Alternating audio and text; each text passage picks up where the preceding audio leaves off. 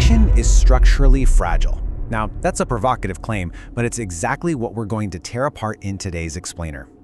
Welcome in, everyone. We are diving deep into a brutally high-stakes strategic debate over how you actually survive and thrive in volatile markets. This all comes down to a massive, fundamental divide in how capital is allocated, how businesses are built, and how risk is fundamentally managed. On one side, you've got the traditional pursuit of prediction. On the other, the structural resilience of positioning. And let me tell you, the tension between these two camps is absolutely fierce. So, right off the bat, let's ask a really uncomfortable question. Are you predicting the future, or are you just positioning for it?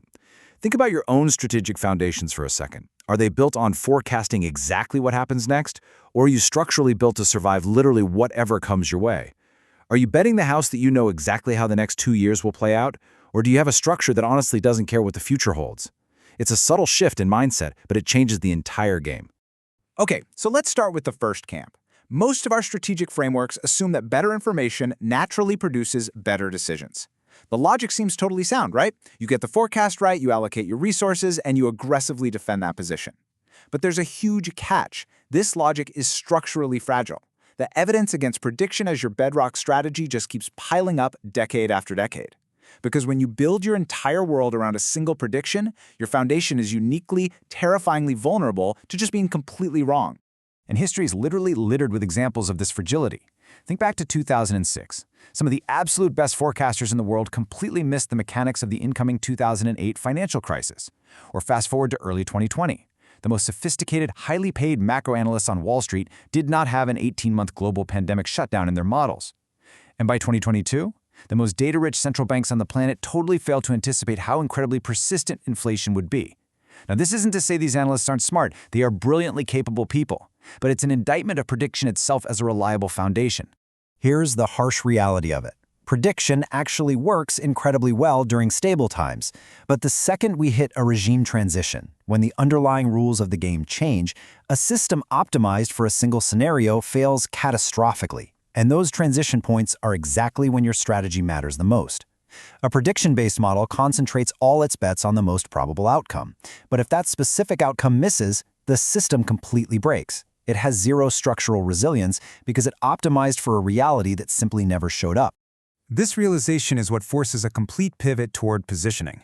Positioning completely flips the script. It doesn't ask what's going to happen. Instead, it asks a much tougher, more rigorous question.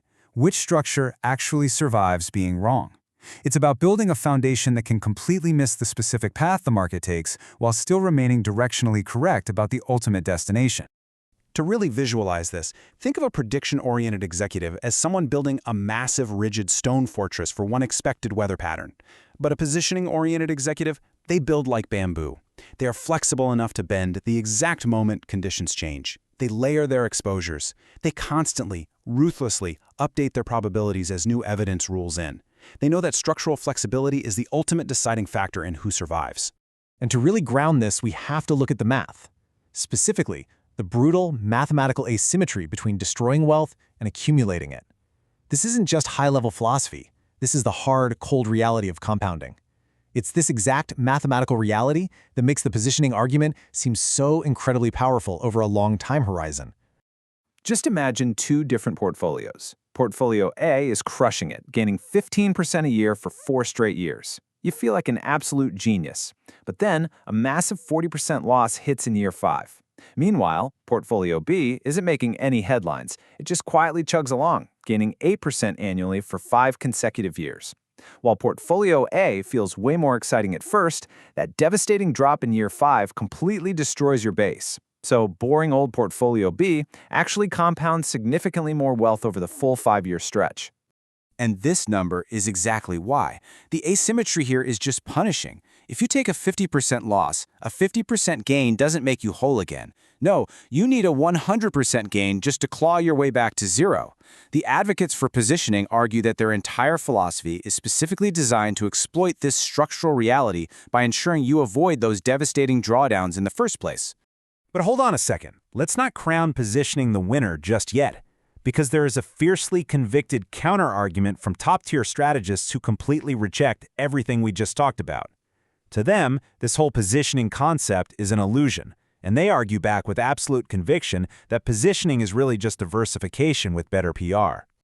Their argument is incredibly sharp. They'll tell you straight up, positioning gives you absolutely zero directional view. It doesn't actually tell you where to allocate your capital. It only tells you how to hedge. Sure, it tells you how to play defense and protect your downside, but it completely fails to tell you where to decisively put your chips to capture real, transformative growth. It's an incomplete strategy.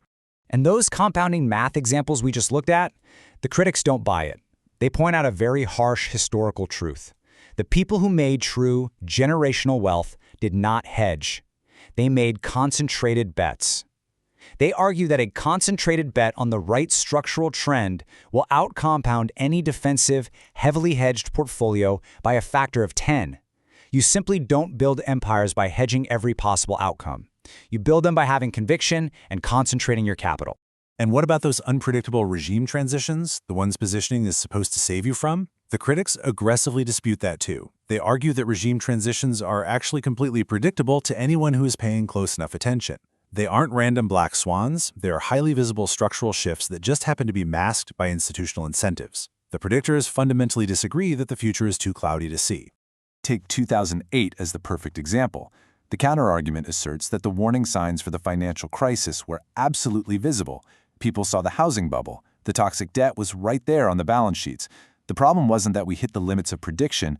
The problem was that institutions were heavily incentivized to just keep dancing while the music played. If you are intellectually honest and looking closely, they argue, you absolutely can and must predict the regime change. So where does that leave us? We are stuck right in the middle of this intellectually rigorous tension. And honestly, neither side wins cleanly. On one hand, pure prediction leaves you structurally fragile. If you miss, you die. On the other hand, pure positioning might just be a defensive crouch that guarantees you survive but completely prevents you from capturing life-changing upside. It really boils down to surviving versus outperforming. You just cannot escape these trade-offs. If your absolute primary goal is to avoid total ruin, then yes, you must prioritize positioning and resilience. But if your mandate is to generate massive, outsized alpha and truly dominate a market, you have to be willing to make predictive, concentrated bets. You simply cannot have absolute structural immunity and maximized alpha at the same time. Ultimately, the practical takeaway here is how you balance this tension. True macro awareness means taking that concentrated predictive bet, but then aggressively testing it. You evaluate it against the most likely scenario, but you also test it against the second and third plausible alternatives. If a non-trivial scenario completely wipes you out, that's when you have to step back and reduce the magnitude of that bet. So, it all leads us to this final, ultimate question. Are you building merely to survive a transition, or are you betting everything that you can predict it? We obviously can't control things like global pandemics or inflation cycles, but you absolutely control your structure. So ask yourself, when the inevitable rupture finally hits, will your structure retain enough agency to actually compound through whatever comes next? Think about that. Thanks for joining me on this explainer.